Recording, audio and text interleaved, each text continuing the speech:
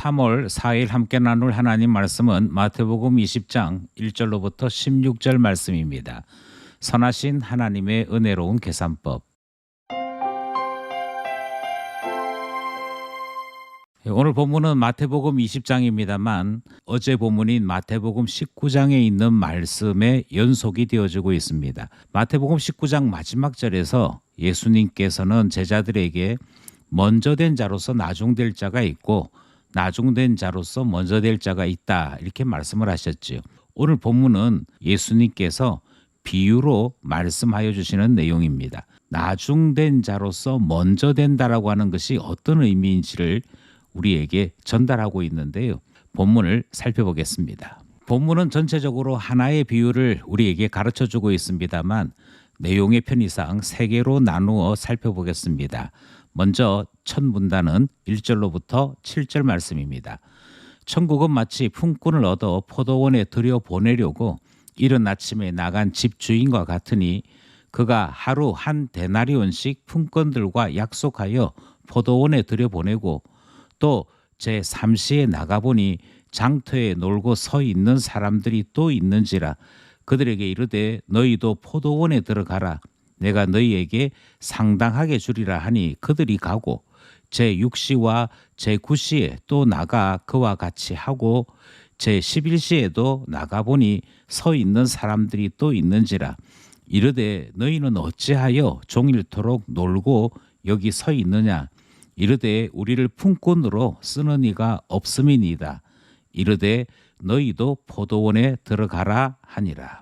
우리는 1절에서 예수님께서 비유를 말씀하시는 아주 전형적인 문장의 형태를 볼 수 있죠. 천국은 마치 무엇과 같다, 이렇게 말씀하시는 내용을 확인할 수 있습니다. 그런데 한 가지 놀라운 사실은 천국은 마치 집주인과 같다라고 말씀을 하십니다. 그러니까 이 집주인이 어떤 행동을 하느냐, 이 집주인이 무슨 말을 했느냐가 천국을 알려주는 중요한 키가 된다. 우리는 이 사실을 1절에서 확인할 수 있는 것이죠. 이 집주인은 좀 특별한 행동을 합니다. 먼저 오늘 첫 번째 단락에서는 이 비유의 배경에 대한 말씀이 등장을 하지요. 이 집주인은 포도원 농장의 주인으로 소개되고 있습니다. 그리고 이 품꾼을 얻어서 포도원 밭에 들여놓는 일을 집주인이 하고 있는 것도 확인할 수 있습니다. 그런데 아침 일찍 일꾼을 불렀던 이 집주인이 그가 약속했던 한 데나리온씩 품꾼을 들여보냈음에도 불구하고 3절 말씀을 보시면 제3시에도 나가서 사람을 불러들였다, 그렇게 말씀하고 있는 것을 확인할 수 있습니다. 그런데 제3시에 가서 장터에 놀고 서 있는 사람들을 보았다, 성경이 그렇게 기록하고 있지요. 이 말은 기술이나 특별히 사람들에게 매력적인 면모가 없어서, 그러니까 딱히 불러주는 사람이 없어서 이왕 나왔으니 장터에서 시간을 보내고 있는 사람이라고 하는 의미를 우리에게 전하고 있는 것이지요. 그러니 이 사람들은 일을 잘하는 기술자이지는 않습니다. 그럼에도 불구하고 제3시에 나가서 이 품꾼들을 포도원으로 들여보냈다, 이렇게 성경이 말씀하고 있습니다. 제3시라고 했으니까, 그리고 마태복음은 유대인들의 시간표를 따라 기록했으니 여기에 6시간을 더하게 되면 아침 9시에 나가서 사람들을 불러들였다, 이렇게 볼 수 있겠습니다. 반면에 5절 말씀을 보시면 제6시, 제9시에도 그와 같이 했다라고 되어 있고요. 6절 말씀에 보면 제11시에도 나가보니라고 되어 있는데 제11시라고 하면 오후 5시를 나타내는 시간입니다. 통상 6시까지 일을 하는 것이니까 제11시에 포도원 밭으로 간 사람들은 많이 일해야 1시간 일했다 하는 것이지요. 이처럼 이 포도원 주인은 매우 특별하게 이른 아침부터 일 마치기 1시간 전까지 계속해서 품꾼을 들여놓는 특별한 일을 하고 있는 것을 확인할 수가 있습니다. 이 말씀이 이제 이 비유의 배경이 되는 말씀이지요. 둘째 문단은 8절로부터 10절입니다. 저물매 포도원 주인이 청지기에게 이르되 품꾼들을 불러 나중 온 자로부터 시작하여 먼저 온 자까지 삭슬 주라 하니 제 11시에 온 자들이 와서 한 데나리온씩을 받거늘 먼저 온 자들이 와서 더 받을 줄 알았더니 그들도 한 데나리온씩 받은지라. 우리는 이 둘째 문단에서 포도원 주인의 매우 특별한 행동을 하나 더 발견하게 됩니다. 그것은 청지기를 통해서 품삯을 나눠주는 일을 하는데요. 이 품삯을 나눠줄 때 맨 마지막에 온 사람부터 먼저 품삯을 주고 있는 모습을 발견할 수 있습니다. 맨 나중에 온 사람, 그러니까 겨우 1시간 일한 사람에게 한 데나리온씩을 줬다라고 되어 있습니다. 한 데나리온이란 노동자의 하루 품삯이니까 1시간 일하고 하루치의 품삯을 받게 되었다 하는 것이 9절 말씀의 설명입니다. 이렇게 하자 10절 말씀에 보니까 먼저 온 자들이 우리는 더 받을 수 있겠구나 이렇게 생각했다는 것이죠.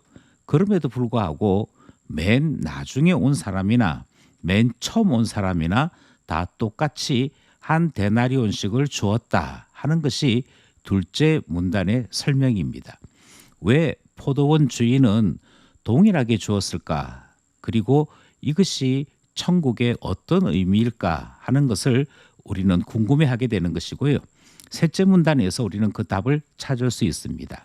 이제 셋째 문단으로 가겠습니다. 셋째 문단은 11절로부터 16절입니다. 받은 후 집주인을 원망하여 이르되 나중 온 이 사람들은 1시간밖에 일하지 아니하였거늘 그들을 종일 수고하며 더위를 견딘 우리와 같게 하였나이다.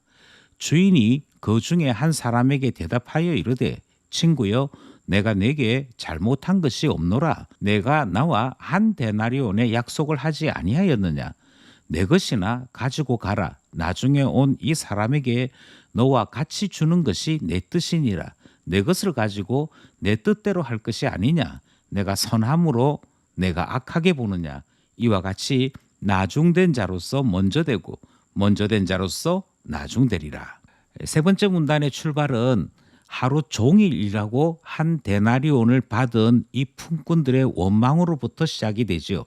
12절 말씀에 보면 나중 온 사람들은 1시간밖에 일하지 아니했어도 한 데나리온을 줬다면 하루 종일 일한 우리는 더 줘야 될 것이 아니냐 하는 것을 원망하며 따지고 있는 내용이 등장합니다.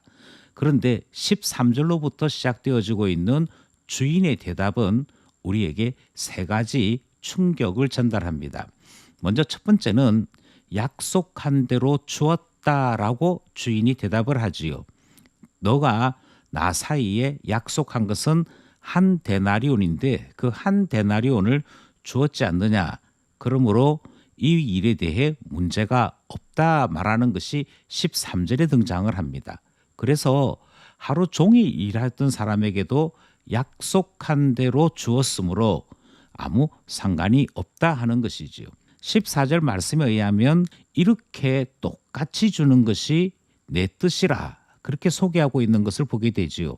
그러니 일을 많이 할지라도 한 데나리온, 1시간을 일하였을지라도 한 데나리온을 주는 것이 바로 포도원 주인의 뜻이라 하는 말씀을 듣게 되는 것입니다. 이것이 두 번째 특별한 점이지요. 똑같이 주었더라 하는 것입니다. 15절 말씀에서는 한 사람에게는 품삯을 주었고 그 품삯을 준 것은 약속을 지킨 것이므로 아무 문제가 없고 1시간 일한 사람에게 준 것은 주인의 선한 행동이라 그렇게 말씀하는 내용이 등장합니다. 내 것을 가지고 내 뜻대로 할 것이 아니냐. 내가 선함으로 너가 악하게 보느냐. 이 말씀이 등장을 하지요. 그러니 한 사람은 대가를 받은 것이고 한 사람은 은혜를 받은 것입니다. 이처럼 이 모든 품꾼들에게 동일한 한 데나리온을 주었으나 의미는 다르게 적용되는 것을 살펴볼 수 있습니다. 그러면서 16절이 마감하기를 이와 같이 나중된 자로서 먼저 되고 먼저 된 자로서 나중 되리라 이렇게 말씀을 하는 것이지요. 이것은 제자들의 이야기에 그대로 대입이 됩니다.